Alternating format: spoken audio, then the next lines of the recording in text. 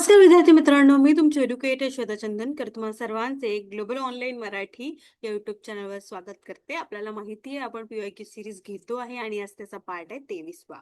तुम्हाला माहिती आहे का, जर का तुम्ही ही सिरीज फॉलो करत असाल तर तुम्हाला माहित झालं असेल की अभ्यासाला अनुसरून सुद्धा भरपूर प्रश्न इथे विचारले गेलेले आहेत. त्यामुळे आपल्याला अभ्यास जो आहे तो डीप करायचा आहे है ना. आणि जर का तुम्हाला स्कोअर करायचं असेल 75+ पेपर 1 मध्ये तर तुम्हाला पीवायक्यू आणि मॉक टेस्ट देणं खूप महत्वाचं आहे. त्यामुळे जर का तुम्ही सुरू नसेल केलं मॉक टेस्ट देणं तर सुरू करा आजपासून, कारण खूप कमी दिवस शिल्लक आहे आपल्या अभ्यासाला.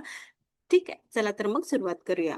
ग्लोबल ऑनलाईन आपल्यासाठी घेऊन आले महाराष्ट्र सेट पेपर 1 2026 याचा क्रॅश कोर्स, ज्यामध्ये तुम्हाला लाईव्ह क्लास मिळणार आहे, रेकॉर्डेड लेक्चर्स मिळणार आहेत, 10 युनिटचे नोट्स मिळतील आहे, युनिट वाईज एमसीक्यूज असणार आहे, 5,000+ एमसीक्यू सिरीज असणार आहे, प्लस 50 अधिक मॉक टेस्ट, प्लस 15 वर्षाची पीवायक्यू विथ सोल्युशन आणि 1 महिन्याची व्हॅलिडिटी सुद्धा आहे. आपली बॅच ची फीस आहे 3,000 रुपये आणि आफ्टर डिस्काउंट ती 2,600 रुपये असणार आहे. येत्या मंडे पासून आपण नवीन बॅच सुरू करतो आहे.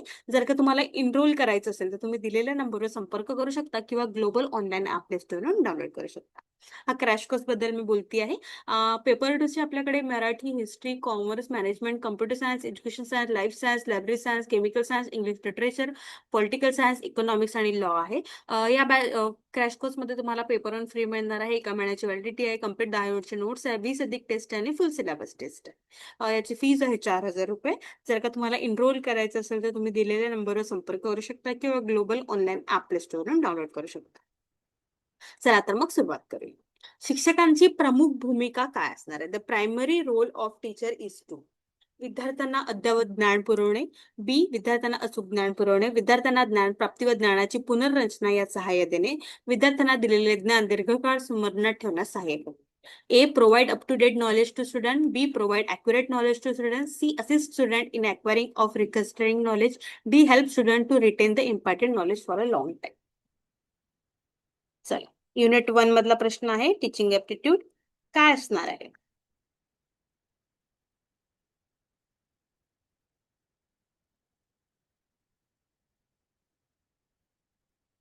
तर विद्यार्थ्यांना ज्ञान प्राप्ती व ज्ञानाची पुनर्रचना यात सहाय्य देणे असं त्याचं शिक्षकाची प्रमुख भूमिका असणार आहे. एक मॉडर्न पेडॉगॉजी म्हणतो आपण, त्यामध्ये टीचर हा फक्त इन्फॉर्मेशन देणारा नाही तर एक फॅसिलिटी देणार आहे, जो अप टू डेट माहिती देतो, ऍक्युरेट माहिती देतो. त्याला विद्यार्थ्याला ज्ञानप्राप्ती आणि पुनर्रचना यात सहाय्य करण्यासाठी मदत करतो है ना. स्वतःची अंडरस्टँडिंग बिल्ड करायला मदत करतो. त्यामुळे आपलं उत्तर काय असणार आहे? ऑप्शन सी असणार आहे. ठीक आहे. एकंदरीत टीचरची भूमिका आता तशी राहिलेली नाही. एक पारंपरिक आहे, एक मॉडर्न आहे, है ना. त्यामुळे अशा पद्धतीचे प्रश्न विचारले जातात, मॉडर्न आणि आधुनिक परंपरा यावर. ठीक आहे. समोरचा प्रश्न आहे, अध्ययनावर सर्वाधिक परिणाम करणारी अध्ययनकर्त्याची वैशिष्ट्य कोणती आहेत? घटक 1 मधलाच प्रश्न आहे हा. Learner characteristics that have the greatest impact on learning. Social and economic background, intelligence and study habit, aptitude and motivation, age and health. आता बघा, सामाजिक आणि आर्थिक पार्श्वभूमी, बुद्धिमत्ता आणि अभ्यास सवयी, अभिक्षमता, क्षमता आणि प्रेरणा, वय आणि आरोग्य. तर अध्ययनावर सर्वाधिक महत्वाचं काय असणार आहे?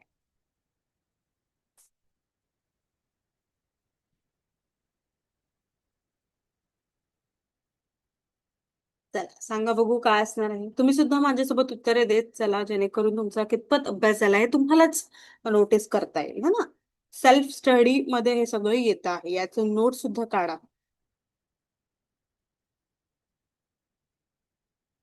अभिक्षमता आणि प्रेरणा जे आहे ते आपलं उत्तर असणार आहे. ठीक आहे. ऍप्टिट्यूड विद्यार्थ्याची शिकण्याची क्षमता दर्शवते, शिकण्याची इच्छा, प्रयत्न वाढवते, है ना. आता तुम्हाला नेट आणि सेट क्रॅक करायचंय, त्यामुळे तुमची काय आहे? मोटिवेशन, प्रेरणा आहे तुमच्याकडे. तुमची शिकण्याची जिद्द आहे, इच्छा आहे पास व्हायची, है ना. तर शिक्षक मानसशास्त्रानुसार काय होतं, तर अभिक्षमता आणि प्रेरणा हे 2 घटक आहेत. सामाजिक आणि आर्थिक पार्श्वभूमी जी आहे ती अप्रत्यक्ष प्रभाव आहे. बुद्धिमत्ता आणि अध्ययन सवयी महत्वाचे आहेत, पण अपेक्षित परिणाम मिळत नाही. आणि वय आणि आरोग्य हे सहाय्यक घटक आहे. त्यामुळे आपलं उत्तर काय असणार आहे? ऑप्शन सी असणार आहे. ठीक आहे. ग्लोबल ऑनलाईन आपल्यासाठी घेऊन आले पीवायक्यू प्रश्न, एमसीक्यू आणि भरपूर मॉक टेस्ट साठी 5,000+ प्रश्नांचा संच पुस्तक, ज्यामध्ये unit wise mock test, full length mock test आणि पीवायक्यू प्रश्न आहे. ही मराठीमध्ये आहे आणि इंग्लिशमध्ये आहे, दोन्ही लँग्वेजमध्ये आहे. अमेझॉनवर ती अवेलेबल आहे. तुम्हाला हवी असेल तर मी लिंक कमेंटमध्ये टाकते आहे, तुम्ही ऑर्डर करू शकता किंवा तुम्ही असंच फोटो काढून सुद्धा ऑर्डर करू शकता किंवा टाईप करून. यामध्ये बघा मागील वर्षाची प्रश्नपत्रिका आहे, युनिट वाईज मॉक टेस्ट आहे आणि संपूर्ण मॉक टेस्ट आहे मराठी आणि इंग्लिश दोन्ही भाषांमध्ये. ठीक आहे, एक वेगवेगळं पुस्तक आहे हे. मराठीचं वेगळं आहे आणि इंग्लिशचं वेगळं आहे. तुम्ही मागवू शकता Amazonवर. चला, समोरचा प्रश्न आहे, व्याख्यानाचा प्रमुख दोष म्हणजे काय? The main drawback of lecture method is. विद्यार्थी कंटाळतात आणि परिणामी अवधान देत नाही. विद्यार्थ्यांना तयार उत्तरे मिळतात, ते आळशी बनतात. विद्यार्थी निष्क्रिय स्वीकारक बनतात आणि विचार करत नाही. विद्यार्थी टिपणे घेण्यात गुंततात आणि थकून जातात. द मेन ड्रॉबॅक जो आहे, A student get bored and consequently do not pay attention. B student receive readymade answer and become lazy. C student become a passive recipient and do not think. D, student get engrossed in a taking notes and become exhausted. तर एकंदरीत व्याख्यान पद्धतीचा सर्वात मोठा दोष हा आहे की याच्यामध्ये विद्यार्थ्यांचा सक्रिय सहभाग कमी असतो. विद्यार्थी जास्त, हे वन वे टीचिंग आहे. व्याख्यान हे जे आहे लेक्चर मेथड ही वन वे टीचिंग. यामध्ये पोरांचा विद्यार्थ्यांचा जो आहे सहभाग हा कमी असतो. विद्यार्थी प्रामुख्याने काय करतात? ऐकतात. त्यामुळे त्यांचं क्रिटिकल थिंकिंग आणि सक्रिय सहभाग कमी होतो. ठीक आहे, आणि लेक्चर मेथड ही टीचर सेंटर्ड असते. टीचर सेंटर्ड असते, वन वे कम्युनिकेशन असते, पॅसिव्ह लर्निंग असते, निष्क्रिय अध्ययन. ठीक आहे, आपलं उत्तर काय असणार आहे? ऑप्शन सी असणार आहे. विद्यार्थी निष्क्रिय स्वीकारक बनतात आणि विचार करत नाही. स्टुडंट बिकम पॅसिव्ह आणि recipient and do not think. Unit 1 मधला प्रश्न आहे हा. ठीक आहे. समोरचा प्रश्न आहे, जर ज्ञान प्राप्तीसाठी अध्ययन हे शिक्षणाचे ध्येय असेल तर विद्यार्थ्यांना डॅश असावे लागते. If learning for the sake for acquiring knowledge is the goal of education, the student should be. तर कसा असला पाहिजे? अद्ययावत जागतिक ज्ञान पुरवावे, आधुनिक तंत्रज्ञानाच्या सहाय्याने शिकवावे, अधिक सखोल स्वाध्याय द्यावे, स्व अध्ययनाला प्रोत्साहित द्यावे. Provided with up-to-date global knowledge, taught using modern technology, given more in-depth assignment, encouraged to engage in self-study. तर आपल्याला माहिती आहे काय करायला पाहिजे. ज्ञान प्राप्तीसाठी अध्ययन हे शिक्षणाचे ध्येय असेल तर स्व अध्ययनाला म्हणजे encourage to engage in a self study. आपण आता काय करतोय? सेट क्लिअर करण्याचा प्रयत्न करतोय, पण सेल्फ स्टडी किती इम्पॉर्टंट आहे. सेल्फ स्टडी मध्ये आपल्याला टीचर फक्त गाईड करतो. हे टीचर सेंटर्ड नसते, हे लर्नर सेंटर्ड असते. जर शिक्षणाचे मुख्य ध्येय ज्ञान प्राप्ती असेल तर विद्यार्थ्यांनी स्वतः सेल्फ स्टडी विकसित केली पाहिजे. त्यांनी काय होईल? लाईफ लॉंग लर्निंग शक्य होईल. आता तुम्ही हे सेट पुरतं मर्यादित नसणार आहे. हे तुमचा अभ्यास होईल आहे. एकंदरीत जेव्हा तुम्ही मग PhD वगैरे कराल त्यामध्ये पण असे प्रश्न विचारले जातात, तेव्हा तुमचा हे पूर्ण वापर होणार आहे. ठीक आहे, त्यामुळे आपलं उत्तर काय असणार आहे? ऑप्शन डी असणार आहे. समोरचा प्रश्न आहे, कोणत्या प्रयत्नाने विद्यार्थ्यांच्या ग्रंथालय वापराला चालना मिळेल? Which measure would push students use of the library? वाचन कौशल्य व अभिरुचीचा विकास, नवी पुस्तके व नियतकालिके यांचे आकर्षण प्रदर्शन, शिक्षकाने दिलेले वाचन स्वाध्याय, ग्रंथालय समितीवर विद्यार्थी प्रतिनिधीची नियुक्ती. Which measure would boost students' use of the library? Developing reading skill and interest, attracting a display of new books and periodical, reading assignment given by teacher, appointing students representative to the library. कोणत्या प्रयत्नाने विद्यार्थ्यांच्या ग्रंथालय वापरायला चालना मिळेल? वाचन कौशल्य आणि इंटरेस्ट याच्यावरूनच मिळणार आहे, है ना. त्यामुळे आपलं उत्तर काय असणार आहे? वाचन कौशल्य. आता एकंदरीत आपण जर का डिस्प्ले केलं बुक्स चांगले चांगले, पण तरी पण वाचन तुम्हाला इंटरेस्टच नसेल तर तुम्ही जाल का? बूस्ट करू शकतो, पण ऑप्शन ए आपलं उत्तर असणार आहे. समोरचा प्रश्न आहे, सध्याच्या मूल्यमापन पद्धतीमध्ये प्रणालीमध्ये खालील बाबतीत मर्यादा आहे. The current evolution system has limitation regarding predicting success in the academic curriculum, predicting success in a life and profession, measuring skill and development, assessing academic achievement. शैक्षणिक अभ्यासक्रमातील यशाचे भाकीत करणे, जीवन व व्यवसायातील यशाचे भाकीत करणे, कौशल्य विकासाचे मापन करणे, शैक्षणिक संपादन जोखणे. काय मर्यादा आहेत?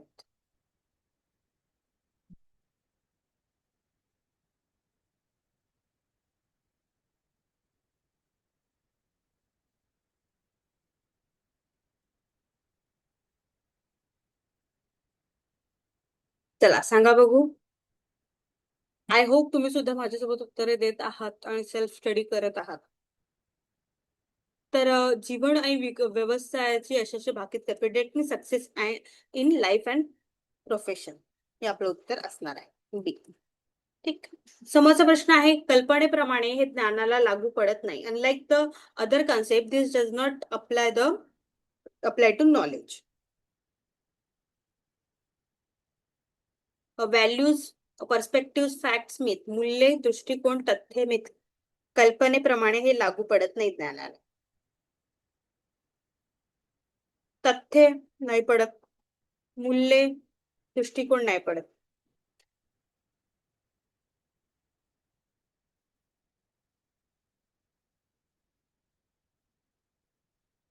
मिथके मला नाही वाटत. नाही, हे नाही पडत.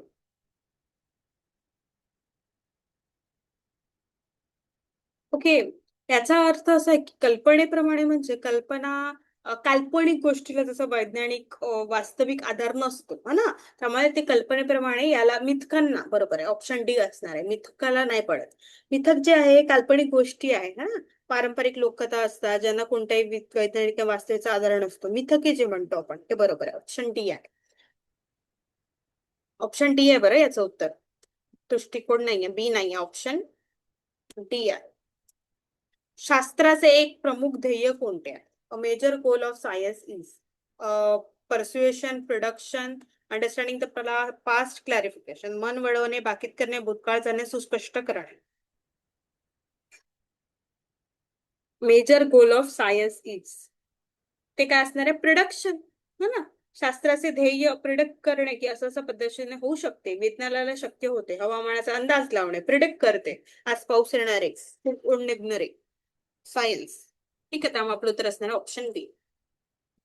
समोरचा प्रश्न आहे, ज्या टप्प्यावर संशोधक आपली निरीक्षणे नोंदवतो तो टप्पा म्हणजे काय? माहितीचे मापन, माहितीचे विश्लेषण, माहितीचे संस्करण, संकलन. The stage at which the researcher record their observation. Measurement of data, analysis of data, processing of data, collection of data. Obviously सांगा. ऑप्शन युनिट 2 मधला प्रश्न आहे हा. माहितीच्या संकलनाच्याच वेळेस तो रेकॉर्ड करतो ना. कलेक्शन ऑफ डाटा, जेव्हा एखादा संशोधक प्रत्येक क्षेत्रात जाऊन कलेक्ट करतो, निरीक्षणे पाहतो, नोंदी लिहून ठेवतो है ना, जमा करतो, त्यामुळे आपलं उत्तर काय असणार आहे? डी असणार आहे. माहितीचे मापन जे आहे ते चुकीचं आहे. स्केलनुसार मापन, अनालिसिस करणे, गोळा झाल्यावर आपण माहितीची अनालिसिस करतो, आधी करत नाही है ना. त्यानंतर प्रोसेसिंग, गोळा केलेली माहिती व्यवस्थित आणि सुस्थीत विश्लेषण करणे म्हणजे संकलन, प्रोसेसिंग करणे. ऑप्शन डी असतं. समोरचा प्रश्न आहे, परस्पर संबंध असलेल्या संकल्पनाचा समूह, व्याख्या आणि सिद्धांत ज्यांच्या मागे योग्य एखादा घटनेचा पद्धतशीर विचार मांडणे याला काय म्हणतात? Presenting a systematic view of phenomena using a set of inter related concept, definition and theories is non as procedure, theory, method, cause and effect relationship. तर परस्पर असलेल्या संकल्पनाचा समूह, व्याख्या जे आहेत ते एकंदरीत काय असतं? थेअरी असते, सिद्धांत असतो. कोणत्याही शास्त्रामध्ये आपण काय प्रमेयाचा असा समूह असतो, एखाद्या घटनेला किंवा वर्तनेला पद्धतशीर दर्शन घडवतं, त्याला सिद्धांत म्हटलं जातं. ठीक आहे. त्यामध्ये कार्यप्रणाली, पद्धत, कार्यकारण भाव हे नाही. त्यामुळे आपलं उत्तर असणार आहे ऑप्शन. समोरचा प्रश्न आहे, संशोधन सुरू करण्यापूर्वी उपलब्ध असलेले साहित्य चिकित्सकपणे आणि व्यापक स्वरूपात वाचणे याला काय म्हटलं जातं? What is it called when one reads available literature critically आणि comprehensively before commencing research? Literature research, literature review, literature evolution, literature classification. काय म्हणतात त्याला? संशोधन सुरू होण्यापूर्वी उपलब्ध असलेले साहित्याला आपण काय करतो? लिटरेचर रिव्ह्यू करतो, म्हणजे साहित्याचे परीक्षण करतो की यावर काही संशोधन झाले आहे का, कोणी कोणी लिहिलेलं आहे का, काही पुस्तके आहेत का, काही शोध निबंध आहे का, याला काय म्हणतो आपण? Literature review. ठीक आहे. साहित्य संशोधन हे चुकीचं आहे, साहित्य मूल्यमापन पण नाही, इव्होल्युशन नंतर होत, साहित्य वर्गीकरण पण. आपलं ऑप्शन आहे ऑप्शन बी. समोरचा प्रश्न आहे, फोकस ग्रुप डिस्कशन मध्ये साधारणपणे लोक सहभागी होतात. Generally the number of people participating in the focus group discussion. 6 ते 8, 22 ते 26, 2 ते 4, 10 ते 15. फोकस ग्रुप डिस्कशन, एकंदरीत फोकस ग्रुप डिस्कशन जे आहे ते गुणात्मक संशोधन आहे. एखाद्या विशिष्ट विषयावर सखोल चर्चा करण्यासाठी निवडक एक गट तयार केला जातो. त्यामध्ये 6 ते 8 साधारण असतात आहे. लहान असतो तो गट. ठीक आहे. त्यामुळे आपलं उत्तर काय असणार आहे? ऑप्शन ए असणार आहे. 2 ते 4 हा खूप लहान झाला, 22 ते 26 खूप मोठा झाला. हा एकंदरीत मध्यम आहे, पण 6 ते 8 आपलं ऑप्शन असणार आहे, ऑप्शन ए. ठीक आहे. हा सुद्धा प्रश्न युनिट 1 मधलाच असणार आहे. समोरचा प्रश्न आहे, खालीलपैकी संज्ञापनाच्या कोणत्या प्रकारात प्रेक्षक व ग्राहक फारच क्वचित एकाच काळात एकमेकांसोबत असतात आणि एकमेकांसोबत संदेशाची देवाणघेवाण लक्षणीयरित्या करीत असतात? In which of the following types of communication do the sender and receiver very rarely share the same time and place while significantly exchanging message? Interpersonal, group communication, mass communication, verbal communication. तर जनसंख्या पण म्हणजे mass communication मध्ये संदेश देणारा म्हणजे centre जो आहे, अँकर लेखक जो आहे, तो रिसिव्हरला लाखो प्रेक्षकांना सहसा कधीच एकाच वेळी किंवा एकाच ठिकाणी एकत्र नसतात. ठीक आहे. त्यामुळे आपलं उत्तर काय असणार आहे? ऑप्शन सी असणार आहे, मास कम्युनिकेशन. बाकी जे आहेत ते उत्तर चुकीचे आहे. इंटरपर्सनल कम्युनिकेशन मध्ये आपल्याला दोनच व्यक्ती असतात. ग्रुपमध्ये छोटे छोटे ग्रुप्स असतात. व्हर्बल कम्युनिकेशन मध्ये आपण शब्दांचा वापर करून ज्यामध्ये लोक एकाच ठिकाणी असूही शकतात किंवा नसूही शकतात, त्याचा काही संबंध नाही. व्हर्बल कम्युनिकेशन म्हणजे फक्त संवाद साधणे शब्दांचा वापर करून, पण नॉन व्हर्बल मध्ये विदाऊट शब्द म्हणजे हावभाव करणं अशा पद्धतीचे असतात. समोरचा प्रश्न आहे, आपण सर्वसाधारणपणे आणि नकळतपणे सशब्द संदेशापेक्षा शब्दविरहित संदेशावर जास्त विश्वास ठेवतो. मागचा पण प्रश्न हा घटक युनिट 4चा होता कम्युनिकेशनचा, हा सुद्धा तोच आहे. We generally and unconsciously place more trust in a non-verbal message than in verbal message because verbal messages are generally difficult to understand. Non-verbal messages are more spontaneous than verbal message. Verbal messages are highly culture dependent. Non-verbal messages can be controlled. सशब्द संदेश समजायला सर्वसाधारणपणे कठीण असतात. शब्दविरहित संदेश शब्द संदेशापेक्षा अधिक स्फुरत असतात. C, सशब्द संदेश फार संस्कृतीचा आक्षेप असतात. डी, शब्दविरहित संदेशनावर फार चांगले नियंत्रण ठेवता येते. तर एकंदरीत नॉन व्हर्बल कम्युनिकेशन जो आहे, शब्दविरहित संदेश हा मोर स्पॉन्टेनियस असतो. चेहऱ्यावरचे हावभाव पटकन कळतात. डोळ्यांचे संकेत माणसाच्या नकळतपणे बाहेर पडतात. एखादी व्यक्ती खोटं बोलत असेल, पण त्याच्या चेहऱ्यावरून भीती आणि अस्वस्थपणे आपण काय करू शकतो? अंदाज बांधू शकतो की खोटं बोलतंय. त्यामुळे non verbal message are more spontaneous than verbal message. त्यामुळे आपलं उत्तर काय असणार आहे? ऑप्शन बी असणार आहे. शब्दविरहित संदेश शब्द संदेशापेक्षा अधिक स्वयंस्फुरित असतात. ठीक आहे. त्यामुळे आपलं उत्तर असणार आहे ऑप्शन बी. नंतर समोरचा प्रश्न आहे, खालीलपैकी कोणत्या गोष्टी निशब्द संज्ञापनाची उदाहरणे आहेत? Which of the following example of non-verbal communication? Vocalization, grunts, emotion, letter. चला, मी आताच तुम्हाला सांगितलं होतं. हुंकार, इमोटिकॉन, पत्र, उसाफा. साईन. शब्दविरहित म्हणजे ज्यामध्ये आपण मौखिक लिखित जे आहे त्या वापर करत नाही लँग्वेजचा, त्याच्यामध्ये इमोशन्स असतात हा ना.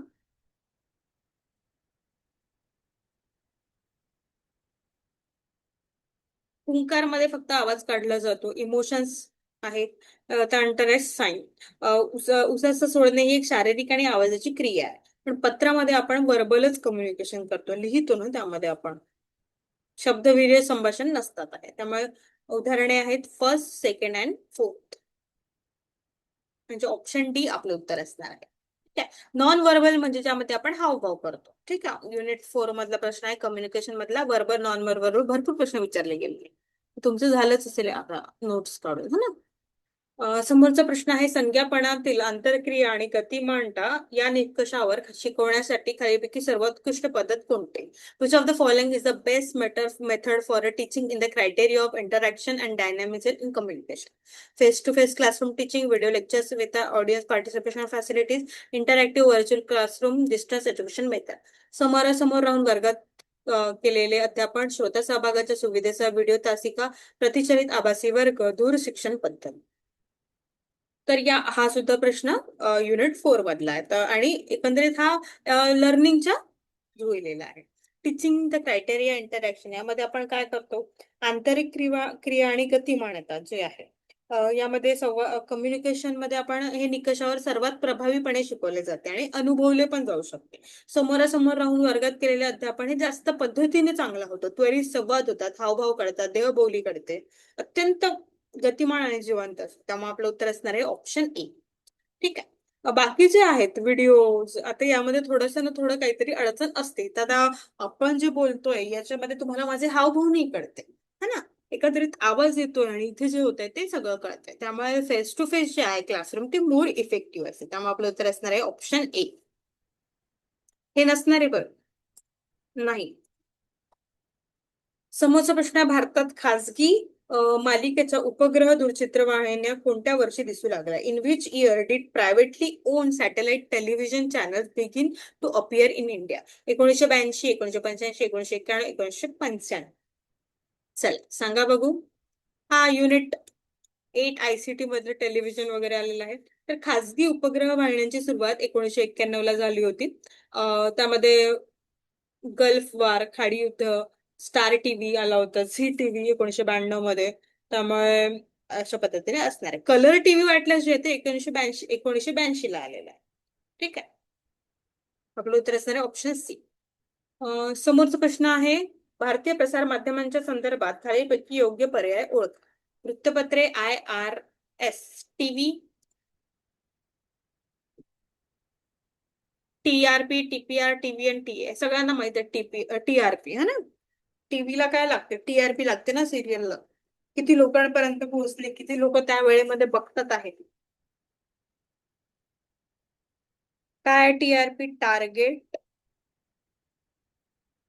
रेटिंग पॉइंट, किंवा याला टेलिव्हिजन रेटिंग पॉइंट पण म्हणतात.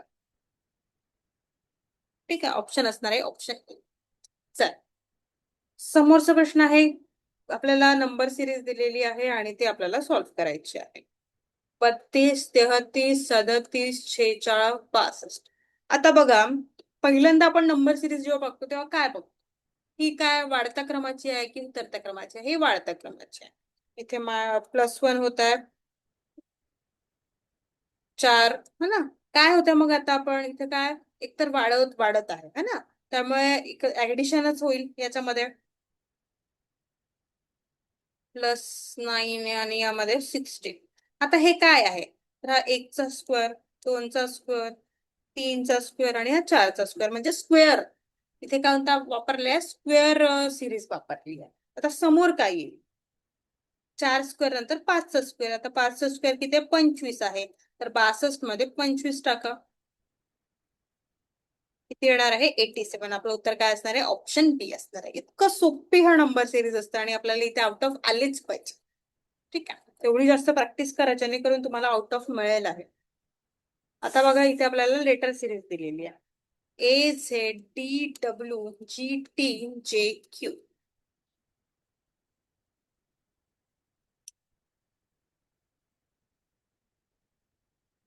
चला सांगा बघू.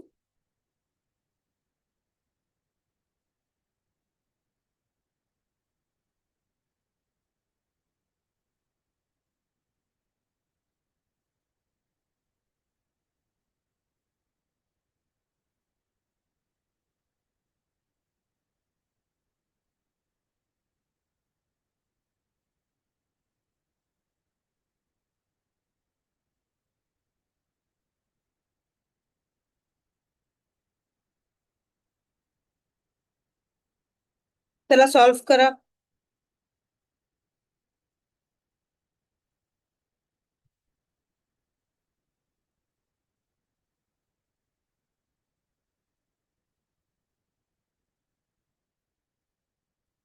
आता मी इथे बघितलं बरोबरच मला समजलं की AZ हे काय आहे?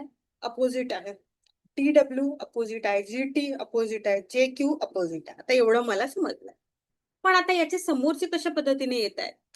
+3, +3, +3. आता J मध्ये +3 करा, काय येईल? M. आणि याचा अपोजिट घ्या, N. म्हणजे आपलं उत्तर काय असणार आहे? बी असणार. सरळ हे आहे. ठीक आहे. आता इथे काय होती? अपोजिट वाली होती, अपोजिट. त्यामुळे आम्ही तुम्हाला नेहमी म्हटलेलं आहे की लेटर सिरीजचे हे पाठ करून ठेवा, नंबर आणि अपोजिट वगैरे सगळं. ठीक आहे. चला समोरचा प्रश्न आहे, आपल्याला पुणे दिलेला आहे. पुण्यात लिहिलेलं आहे, काय लिहिलंय? पुणे SXQH. आणि आपल्याला काढायचं दिल्लीचं. दिल्ली, पुणे 5,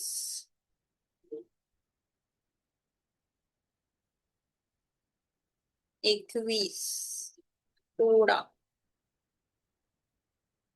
S काय आहे? S आहे 19, X आहे 24, Q आहे 17 आणि H आहे ना 8. +3 झालेला आहे, +3 झालेला आहे. बघूनच आपल्याला समजते की इथे काय झालेलं आहे ना. त्यामुळे हे पाठ पाहिजे. 4 5 L आहे 12 8 9 +3 झालेला आहे. 4 5 6 7 7 काय आहे G. ई मध्ये 5 करा, 3 टाका. ई मध्ये 3 टाका. H 12 L मध्ये 3 12 मध्ये 14 15 O. 8 मध्ये 3 K आणि I मध्ये 3 L. आपलं उत्तर काय असणार आहे? ऑप्शन डी असणार आहे. ठीक आहे. अशा पद्धतीने तुम्हाला उत्तर काढता आलं पाहिजे, ते पण लवकर. रिझनिंगचे प्रश्न आपण सॉल्व्ह करतो. Odd man out 6 18 24 36.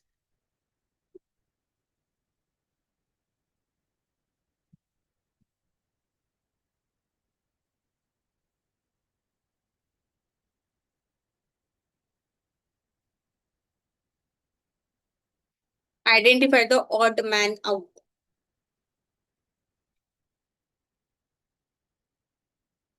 त्यामधला 36 जो आहे तो 6चा स्क्वेअर आहे. त्यामुळे सरळ आपलं उत्तर असणार आहे डी. ऑप्शन डी आहे आपलं उत्तर. ठीक आहे.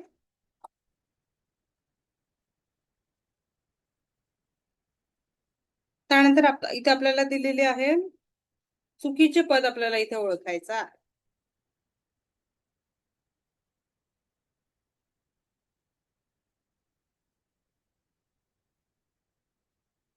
ती उतरती आहे ना, उतरती आहे क्रम. -2 -4 -3 -3 -3. तर इथे 3 3 करता आलं असतं ना. एक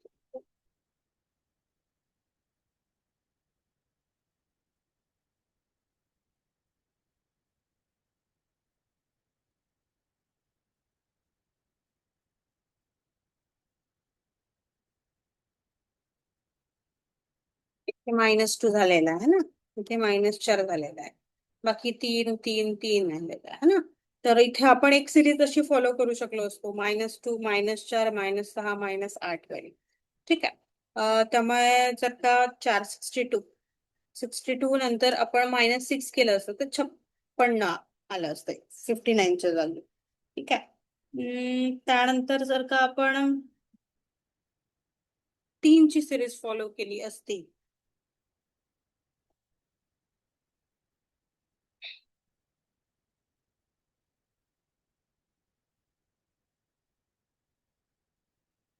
ऑप्शन 66 आहे, कारण 3ची सिरीज जर का आपण फॉलो केली असती तर आलं असतं.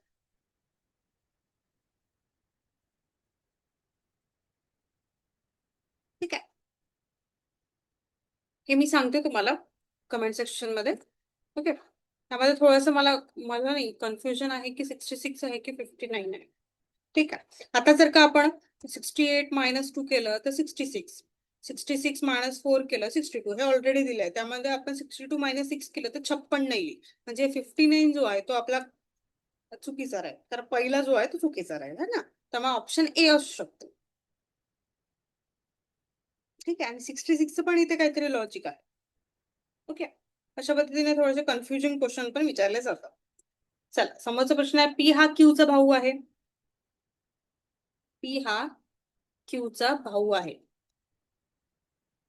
क्यू इज अ आर सन आणि क्यू हा आरचा सन आहे.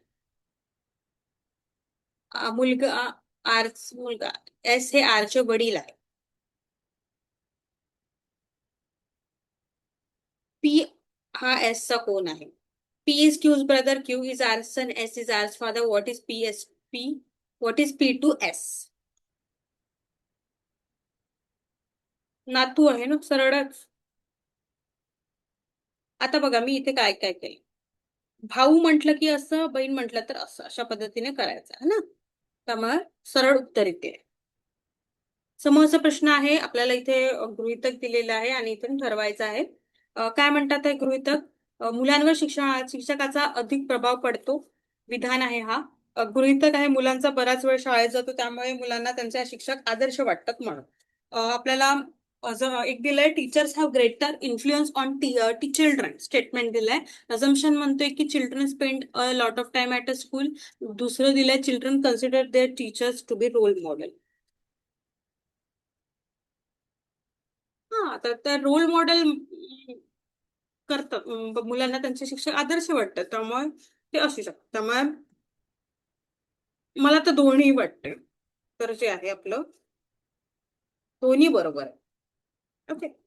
चला, अशा पद्धतीने आपण काही महत्वाचे पीआयक्यू प्रश्न पाहिले. रिझनिंगचे प्रश्न आपण इथे जास्त पाहिलेले आहेत. आणि त्या कम्युनिकेशनचे पाहिले, युनिट 4चे. एकंदरीत मी तुम्हाला नेहमी सांगते की अभ्यासक्रम तर विचारतात अभ्यासक्रम, पण त्याला अनुसरून सुद्धा प्रश्न विचारले जातात. त्यामुळे थोडं डीपली अभ्यास करा आणि मॅथ्स आणि डीआय मध्ये आउट ऑफ मार्क्स आणण्याचा प्रयत्न करा शक्यतो. ओके. 5,000 प्लस संचाचं पुस्तक आपल्याकडे आहे. जास्तीत जास्त पीवायक्यू प्रॅक्टिस करा, मॉक टेस्ट द्या, त्यामुळे हे खूप महत्वाचे ठरणार आहे. ते तुम्ही Amazon वरून मागवू शकता. मराठी आणि इंग्लिश दोन्ही लँग्वेज मध्ये आहे. आपली क्रॅश कोर्स सुरू होते, ते सुद्धा तुम्ही एनरोल करू शकता. तुम्ही दिलेला नंबर संपर्क करू शकता त्यासाठी, किंवा ग्लोबल ऑनलाईन ऍप डाउनलोड करू शकता. खूप खूप धन्यवाद.